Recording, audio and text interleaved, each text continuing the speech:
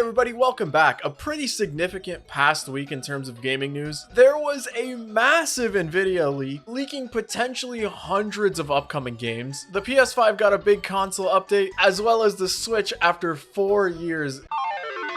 Alright, so what happened with Nvidia? I'm sure that many of you have already heard some of the insane titles, seemingly impossible projects that got leaked, or potentially that games like Ghost of Tsushima, Final Fantasy VII Remake, and God of War 2018 are coming to PC. So some context for potentially the biggest leak in gaming history. And by the way, this is all confirmed to be real by Nvidia themselves. We'll get to that, but this is a confirmed leak. So Nvidia GeForce Now is Nvidia's answer to cloud gaming, or the movement towards game streaming services. But what's unique to this service is that they stream games that you already own, taking your entire digital library on PC from all 15,000 game launchers and having a single launcher where you can launch all these games and as well stream them through GeForce Now. Well, my man's Igor, a hacker from the Ukraine, was able to reverse engineer the GeForce Now app to make it dump every single application, tool, and game available on the GeForce Now app. A solid 18,000 applications. He shows off that not only were these listed as supported games, but also already had graphics for a storefront, making it look all the more real for things like God of War. It even has a Dolphin emulator to launch other games through their streaming service, leading to one of the funniest pictures I've ever seen. New Super Mario Bros. Wii, an Nvidia confidential.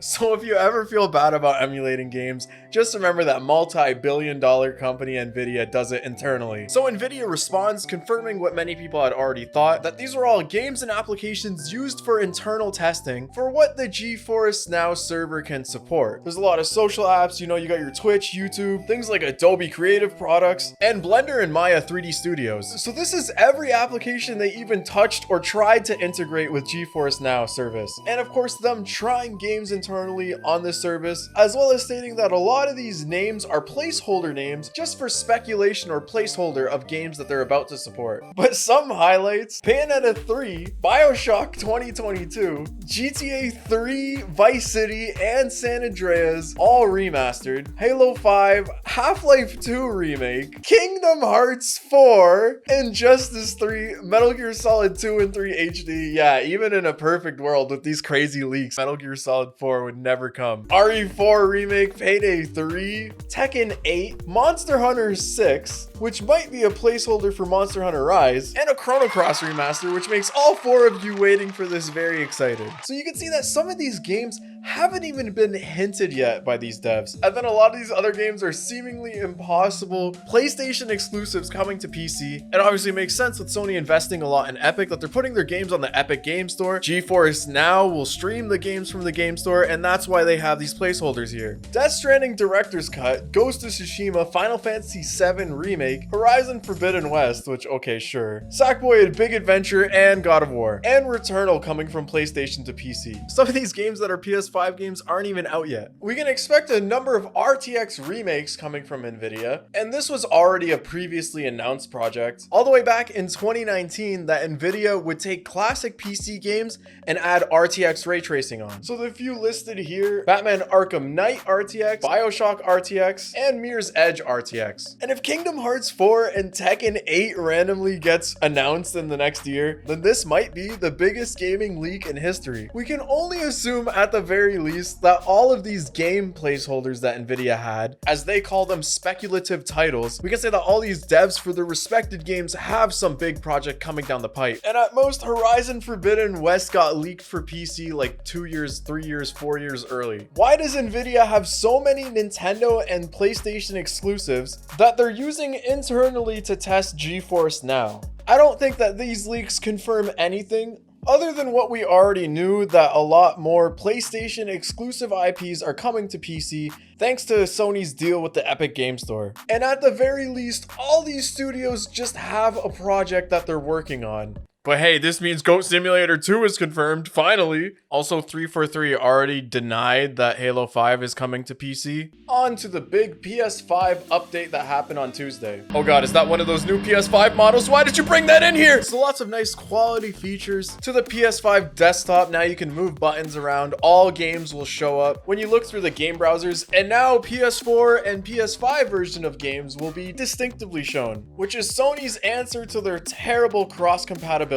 Now you will never make the mistake of playing halfway through a PS4 version with no way to transfer your data to the PS5 version on the same console. It is a great system, guys. Now you can install compatible M2 SSDs, and you're damn right it needs a heatsink already installed on it or that thing's melting. Still insane to me that there's an official console that they want you to open up, albeit just to expand the memory. I'm sorry, sir, your warranty is expired. You added additional memory. Now the PS5 3D audio is compatible with monitors that can support it, and you can use your controller now to sonar the layout of your room so that it can be adjusted for 3D audio. Hey, at least it's better than taking a picture of your ear. And now the PlayStation Remote Play app supports a mobile connection. So screw all these other game streaming services. If you just have your PS4 or PS5 running at home, now you have the choice of streaming your games not only from a high-speed connection, but on mobile data. This is my preferred way to play mobile games. Unfortunately, there are still no themes. PS4 and PS5 was not the only console to get a big update this week. The Switch got a big update, which did not add themes. That seems to be the theme of these updates.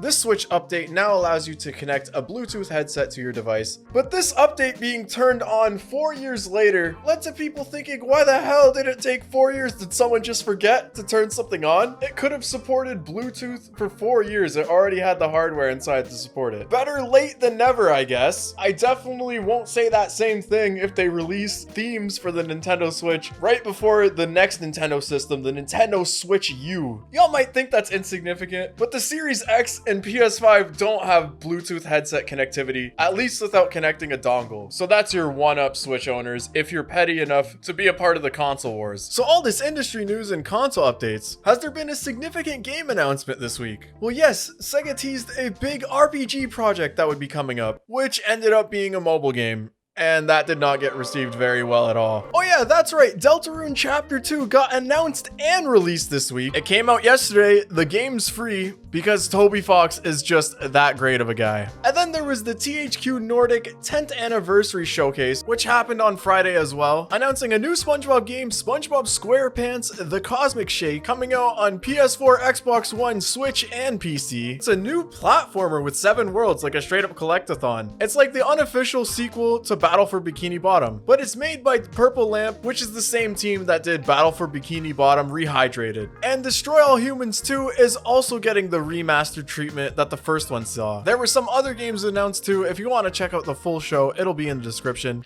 And wouldn't you know it, some more games got delayed. I made a video months ago about how this is the year of delays, and we're continuing to see more delays even to the very end of this year. Dying Light 2 has been delayed till February 2022, adding to the pretty long list of AAA games that are coming out February 2022. So this one got delayed from December till February 4th. And the other big game that got delayed is Battlefield 2042, which has been delayed till November 19th. So just a month of delays. But I'm not surprised. People are not surprised. It's a mild delay. With all the horrific stories about the game industry that has come to light recently, people have more patience for this kind of thing, especially when it's just a few months. Now let's go over the industry news that happened this week, starting with one of Nintendo's most anticipated games, Bayonetta 3. Video Game Chronicles got to talk to Hideki Kamiya, where the mad lad just reassured us, hey, don't worry about Bayo 3, as we're working on it. He said he's really proud and they wish they could show something, but they don't have a choice.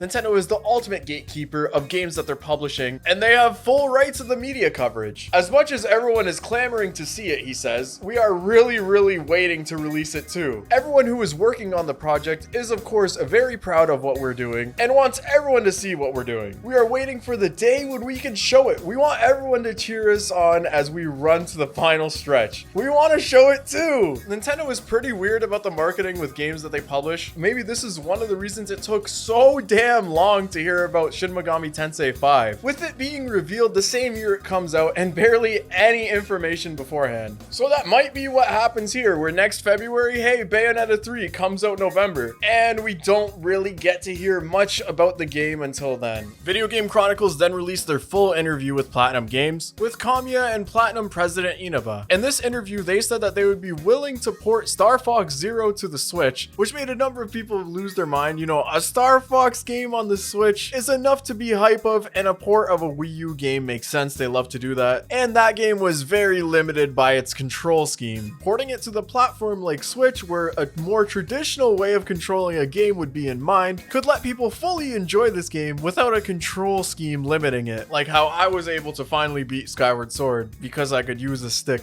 But don't get your hopes up. They were talking about Kamiya's retro-like game, Sol Cresta, which brought up the topic of retro games and how if some games aren't preserved by being put on modern consoles, then your only option is to buy a really expensive used game because the market has been skewed for someone dropping a mill on an unopened Super Mario Bros. Box. And then Kamiya was like, what do you want me to say? Yeah, it sucks. And then Video Game Chronicles was like, hey, Star Wars Zero is locked to the Wii U. Would you bring that to the Switch given the opportunity? And they were like, yeah, of course. But the option to change the control scheme and what they were allowed to do would fully be up to Nintendo because, hey, Miyamoto was the one that came up with the original design for Star Fox Zero, which the Paper Mario community turned to Star Fox fans for Miyamoto ruining their game and simply said first time. And the only other thing we learned from this interview is that Astral Chain's director, Takahisa Tora, is working on a new game, no mention of what it is. If Devil May Cry has the most technical combat in a beat 'em up, I will always say that Astral Chain has the most interesting combat in a beat 'em up I've played. Also super engaging. Yeah, Astral Chain, super underrated, awesome game. Excited to see what Tora works on next, and hopefully the project doesn't get scalebound. Platinum Games is super busy. In this interview, they only brought up Project GG, which is Kamiya's personal game, and just that it's continuing on pace nicely. No mention of Babylon's Fall, which is the very strange MMO that Platinum is working on. But Platinum's been super busy, and Bayonetta 3 is coming in a year or two. And like I said, it's gonna be boom, here's the gameplay trailer, game's coming out in like 5 months. They're gonna do us like Metroid 5, good old Nintendo. And the last news story I'm gonna get to today from all the stuff that happened this week, Blizzard Activision, good old Blizzard Activision. They're getting more lawsuits piled on against them, this time for breaking up unions in their company. Union busting is a garbage and notorious practice that many Silicon Valley companies are guilty of. So what is a union? Well, it's a collective that represents the employees that essentially gives them a voice to their employers.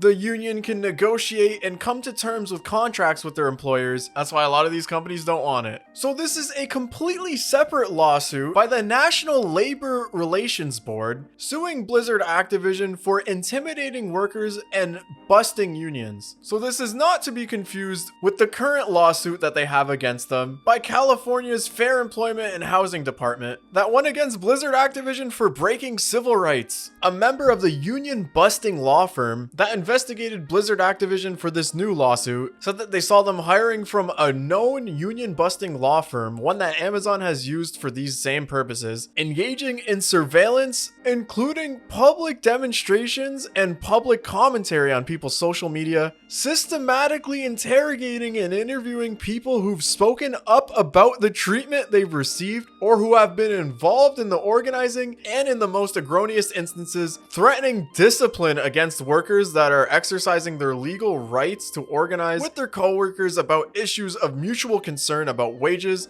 hours, and working conditions. Bro, they had some Blizzard Activision ninjas stalking their employees on social media. That's crazy. Like, I get if they're trying to block anybody breaking an NDA and talking about projects that they shouldn't be talking about online, but they're trying to scope if people are complaining about unfair work conditions. They about to creep on anyone that put a 1 star on Glassdoor. Man, I don't know if this was the worst year to start really covering industry news, or if there has constantly been stories like this of companies being absolute dog shit with how they treat their employees. But man, this has been a sad year, or even back to 2019, hearing all these disgusting things that these companies do, really dehumanizing their employees in a way. So that'll be it for this one. Let me know in the comments if I missed any news stories that you wanted to hear about. I really need your help with the format of the dough dump. I'm not sure whether to upload a video like this once a week covering a bunch of stories, or upload much more frequently with me covering like one story in a video. But yeah, those would be uploaded a lot more frequently, way shorter. Let me know which one you prefer. In terms of news, a bunch of short videos sprinkled throughout the week, or one long video at the end of the week. That'll be it for this one. Y'all just got dumped on.